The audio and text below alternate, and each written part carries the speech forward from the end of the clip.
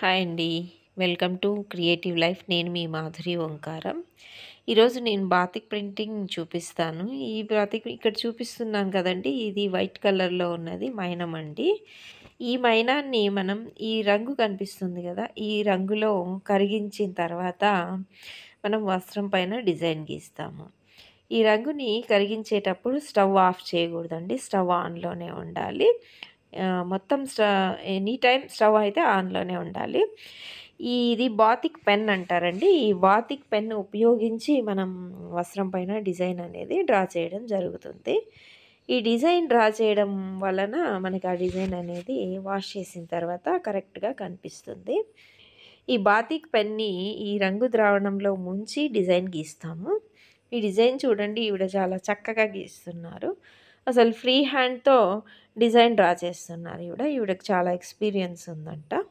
చక్కగా గీసేస్తున్నారు. గమనించండి, కాస్త శ్రద్ధగా గమనించండి. డిజైన్ చాలా చక్కగా గీస్తున్నారు. ఈ డిజైన్ అనేది మనం డ్రా చేసిన తర్వాత ఈ వస్త్రాన్ని మనం రంగులో అద్దుతామండి. రంగు అద్దిన తర్వాత మైనాన్ని తొలగిస్తాం.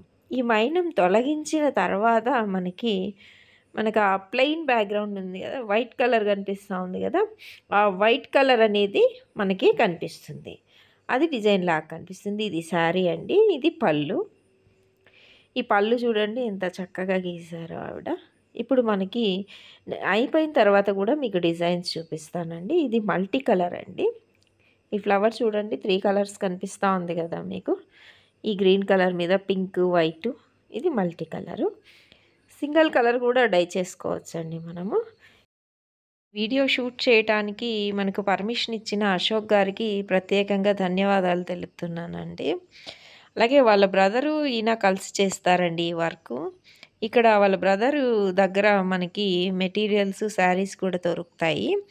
వాళ్ళ కాంటాక్ట్ నెంబరు, డీటెయిల్స్ ఇస్తాను మీకు. హోల్సేల్గా కావాలన్న వాళ్ళని కన్సల్ట్ అవ్వండి ఒకసారి. డై చేసే వీడియో మిస్ అయింది అంటే చక్కగా మనకి డ్రెస్ మెటీరియల్ టాపు, బాటము, చున్నీ 3 ఉన్నాయండి.